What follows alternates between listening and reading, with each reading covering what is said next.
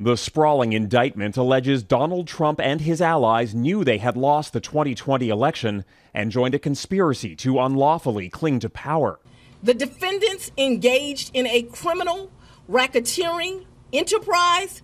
District Attorney Fonnie Willis alleges the group undertook 161 separate actions in their scheme, including alleged tampering with voting machines, slates of fake electors, and a brazen pressure campaign on state officials that continued for nearly a year after Trump had lost. I just want to find 11,780 votes.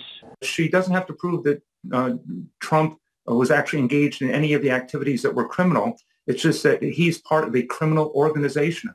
Alleged co-conspirators include former White House Chief of Staff Mark Meadows, Trump lawyers Rudy Giuliani and Sidney Powell, and a former top official at the U.S. Justice Department. I think many of those people, when you look at this down the line, not today, but down the line, will have cooperated. Witnesses and evidence are likely to overlap with the solo federal prosecution of Trump in Washington over election interference. Georgia could be more problematic and chaotic, with all defendants tried simultaneously. The scope of her indictment is unbelievable. Remember, we've got 19 defendants. We're going to have at least 19 lawyers. A single criminal charge against a former president would have been historic.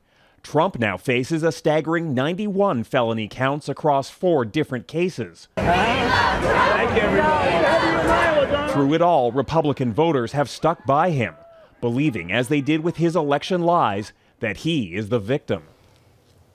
Jackson, these are not federal criminal charges, so how could things unfold differently for Trump compared to other cases that he's involved in?